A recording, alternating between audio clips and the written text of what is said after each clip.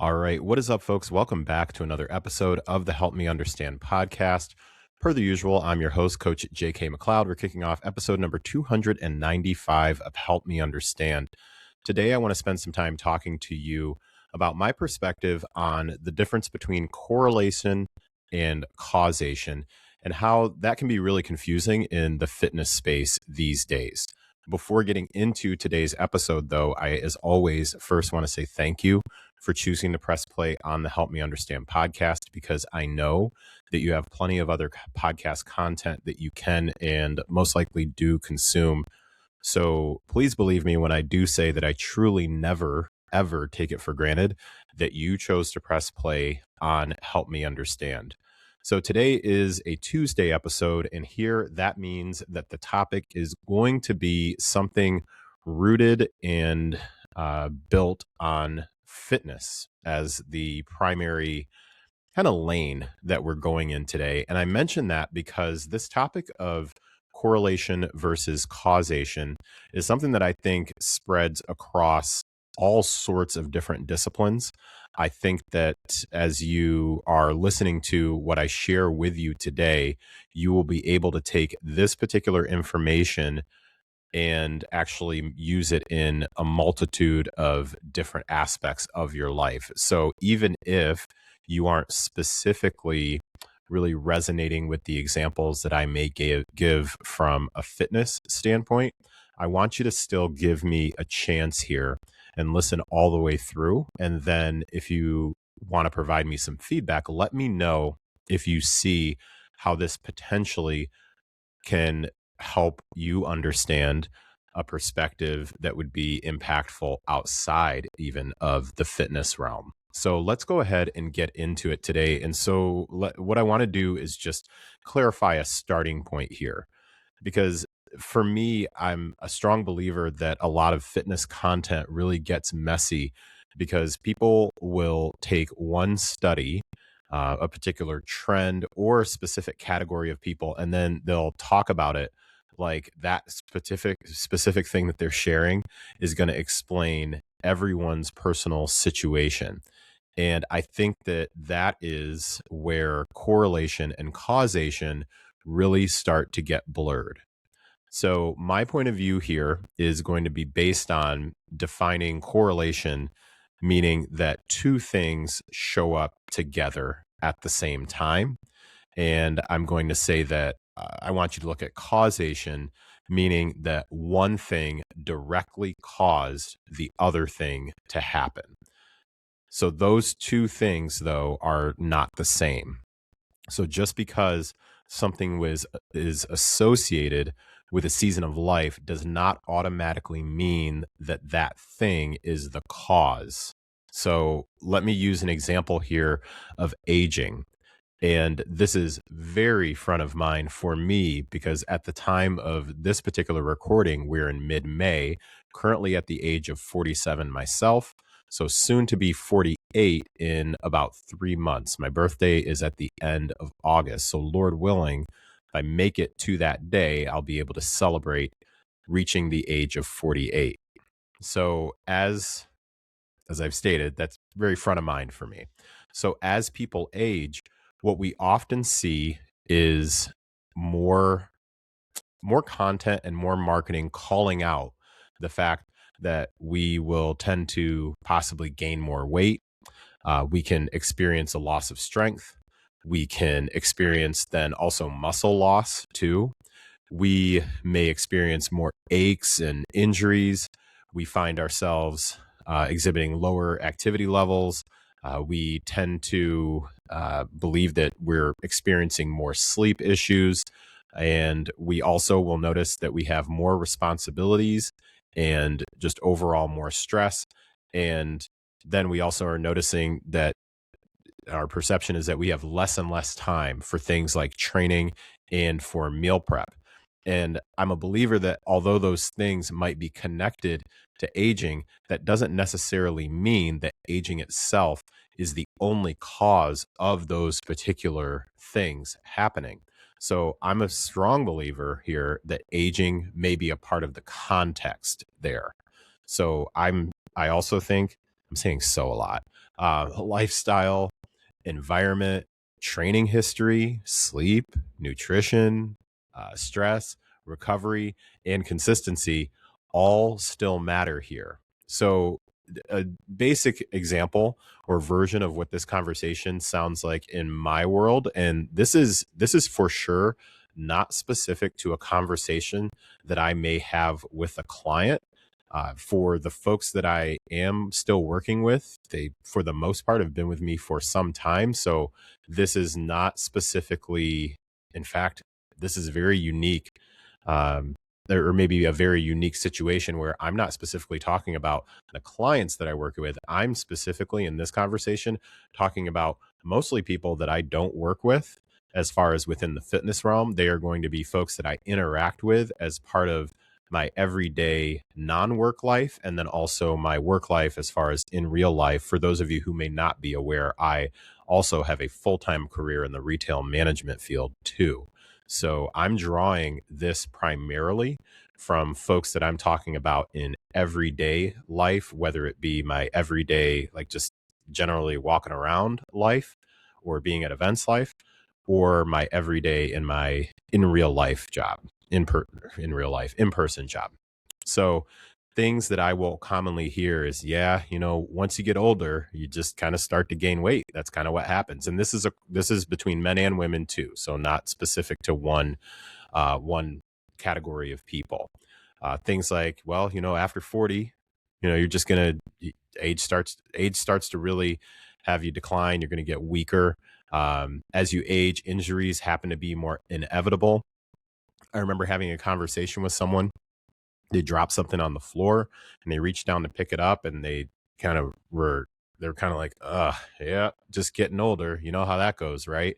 And for those who may not have interacted with me in a scenario that like that in real life, I am basically like the old school preacher in that moment where I'm like, I rebuke you, and the no way. There is no way that I'm co-signing on that. So some folks will call it a pet peeve. You can put it under that. You can call it a hot button. You can call it a trigger. I unapologetically will call that out every single time that I hear someone try to put that on me. I do not receive that. I will throw it right back at them, or I'll catch it and drop it. Be like, nah, sorry, can't relate. I can think of a specific one where somebody was talking to me about their sleep, and they just said, yeah, it's just like anybody else. Once I've hit this age, I wake up and I'm just kind of, some aches and pains, just like anybody else. And I said, no, I'm sorry to inform you that is not just like anybody else. That I'm not co-signing on that at all. So, anyways, let me kind of get back to the point. So, talking about this piece with aging, I do think that something that would be more useful, instead of constantly making comments around like, well, you get older and you gain weight, or once you start getting past your 40s, you're going to start to get weaker. I think that something that can be more useful and really more accurate is, as you do get older, there are certain factors that are likely going to require more attention.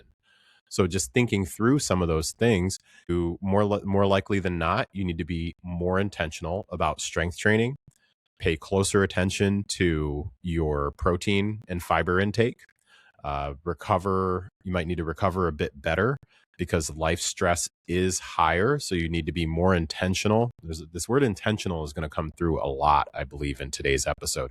Be more intentional because life just as a whole tends to be more stressful based on the amount of responsibilities you have. You may need to focus specifically on exercises and a lifestyle, dietary choices that focus on maintaining muscle, because it's not a given fact that you can just assume that it's going to stick around. I will say there are studies that have really moved the I don't know if "move the goalpost" is the right term, that have really moved that line where we can expect that some muscle will start to atrophy just normally, or just as a function of reaching a particular age.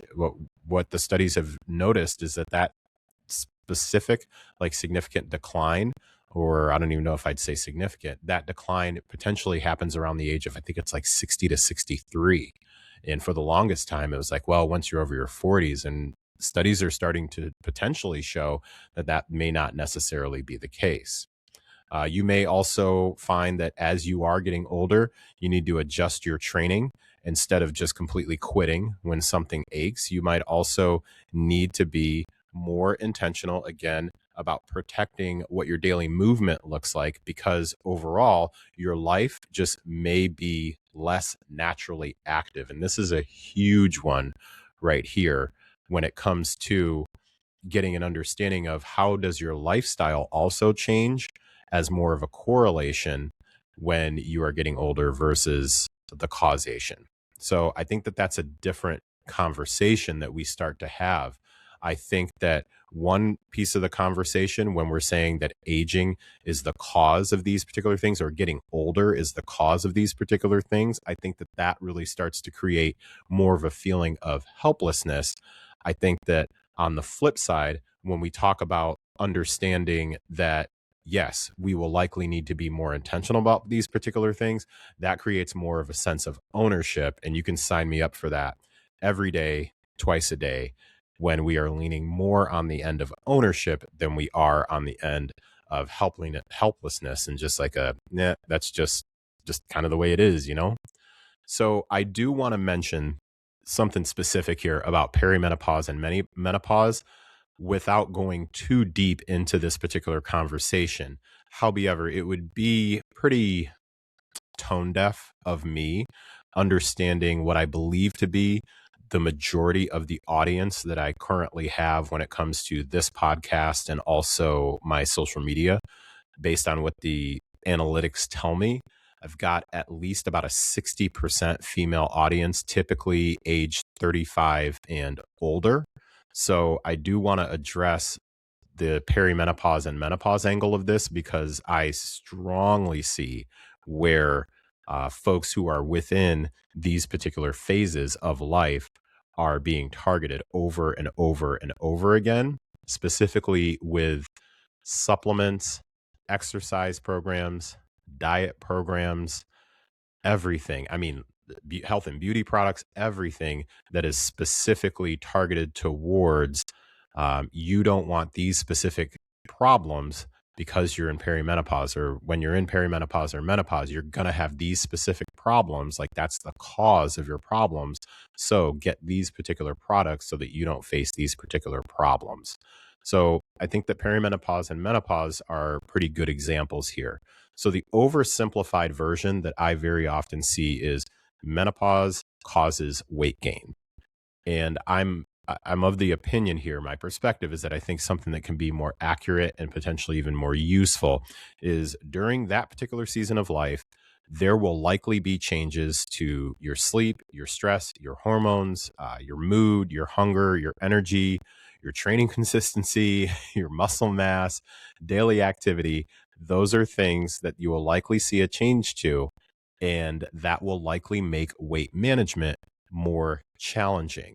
I think that distinction is very important, though, because if someone hears this causes weight gain, then it's very easy for them to feel like they don't have any sort of say in that conversation or in that matter.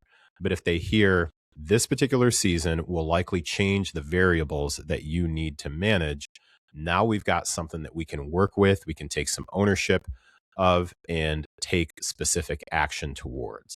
So this is where how this stuff really shows up in fitness marketing. And that's where I think that folks really need to be careful, because a lot of the content that you're going to see is not actually advice. It is marketing that is dressed up like advice. It is not the same thing. So someone is going to take a study or a stat, and then we're going to use it. I say we because I absolutely will do some of the same stuff in order to promote my agenda. I am just like everybody else. Like, I market just like everybody else does.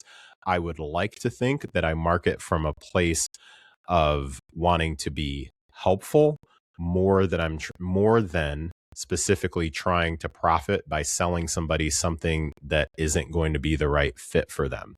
So what will happen is we'll take a particular statistic that we gain from a study, or we may take a particular study, and we will then use that to create some urgency around the training program that you follow, the supplements that you take, the dieting method that you're using. We will loop that into a coaching offer. We'll potentially, behind the scenes, it's something that maybe we're being compensated for by a sponsor. It could be something where we're utilizing those statistics or the study in order to just further our personal belief system, or just an overall angle that we're trying to hit with our content. And so that the way that that's communicated is the message becomes, this study showed X. So that means that X is the reason that you're struggling. And there's a chance that that might be true, that that particular thing that the study showed may be the reason that you're struggling. However, it also may be wholly incomplete, like very incomplete.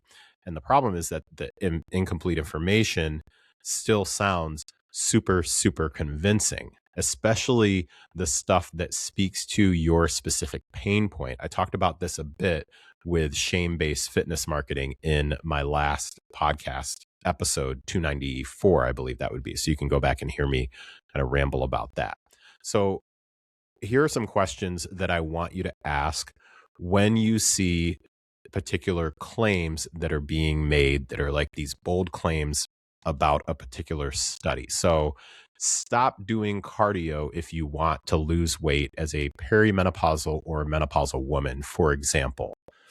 Or if you're a dad over 40, stop doing these three things according to this study. So these are the types of claims that I'm making. So the things that I want you to ask yourself: does this show a relationship between two things, or is it showing a cause and then a subsequent effect of that thing? Ask yourself, is this about a group average, or does it apply directly to me? Something to remember is that averages are made up of a number of different results. So immediately always assuming that the outcome, the average outcome, directly speaks to you means that you are assuming that you always fall in the middle of every study result that's posted. You would never identify with the group that was all the way to the left. You would never identify with the group that was all the way to the right, or anybody in between, like the middle to the edges. You always are identifying that you are the person, you are the group in the middle that this study is specifically speaking to. So keep that in mind. Also ask, what else could be contributing to this specific outcome in this particular study? Oftentimes, studies will give you a particular outcome based on a specific intervention that they made. You're typically missing a whole lot of other details. So, for example, if there is a study that says we studied 500 women ages 45 to 50, and we studied, let's see, group A, you ate chocolate ice cream 3 days a week, and group B ate vanilla ice cream 3 days a week. We followed them for 6 months, and we found out that the group that ate chocolate ice cream, we gave them both the same amount of ice cream. Group A had 3 scoops of chocolate ice cream 3 days a week. Group B had 3 scoops of vanilla ice cream 3 days a week. I might have just transposed those, but you'll get my point. We found that after 6 months, the group that ate chocolate ice cream gained on average 5 more pounds than the group that ate vanilla ice cream over that same time period. So you would then, the way that I would use that, if I'm somebody who's trying to use that for my marketing, I own a chocolate ice cream company. So I would potentially, I forgot what even result that I said, just because this is how ridiculous these things can get. But I would basically be like, hey, if you're looking to pack on muscle and add some weight because you've been under eating, then chocolate ice cream is the way to go. If you are looking to lose fat, then vanilla ice cream leads to more weight loss, or whatever the case may be. Like you kind of get what I'm saying here. So here's the thing. All you've told me, you've been very specific about what they did and what you tracked in this particular study, what you didn't talk to me about at all in this particular study is what was their lifestyle prior to this? What else were they eating and or consuming? Like you just told me about the chocolate ice cream. You didn't tell me about, I mean, am I just to only assume that they were on a chocolate ice cream fast or an ice cream fast just in general? By the way, if somebody's running a study that's just like a purely ice cream fast, I'm not going to lie, I potentially would sign up for that. So hit me up at Coach JK McLeod on Instagram. Back to the point though, it doesn't, that's an example of, although a comedic example, that's a pretty solid example of the type of structure that many studies can have, or more specifically, let me say that many of the pieces of content that you're consuming that will pull something like that and then market their program, our services. That's pretty much the way that it'll kind of be structured. Like we're just going to pull one specific result and use that to the advantage versus anything else that was also going on, because we may not even have information about that. So be aware of whether or not they're explaining the full context, or is someone just talking about the part that supports their particular point. Also ask yourself, is this being used to educate me, or is it being used to sell me something? There are some cases where the presentation can be doing both. Really, really good stuff will actually do both things. I I'm a strong believer in you educate people, you help people, you do what you can, and also make them aware of how, if they'd like to continue to get this sort of help, then here's how you can assist them with that. I'm a big fan of those two things. I mean, that's my bias. I don't believe that being helpful has to then mean that you never are sharing what you can do to continue to help that person. Like I think that's a quick way to like never have a reasonable business, by the way. And then the last thing I would say is ask yourself, does this does this information actually make me more informed, or has it just made me more worried? Has it just like tapped into some emotions that have then just like caused more anxiety for me and worried about doing the wrong thing? So some things I want to share with you just to close out. Understand that a study can be useful still without having a complete final answer. You can have a category that can matter. So whether we're talking dads over 40, moms over 35, whatever it may be, that particular category can definitely matter without absolutely explaining every single thing that's going on. Sometimes it's just about sharing helpful information.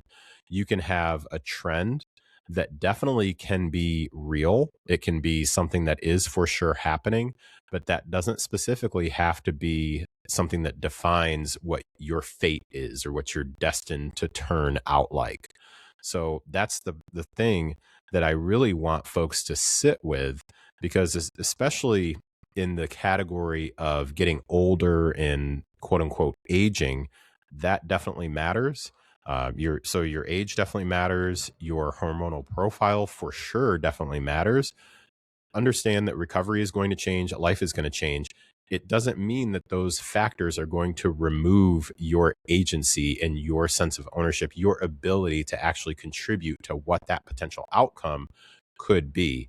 It primarily is going to change what really needs more of your attention and intention. So those are the things that I really want you to think about.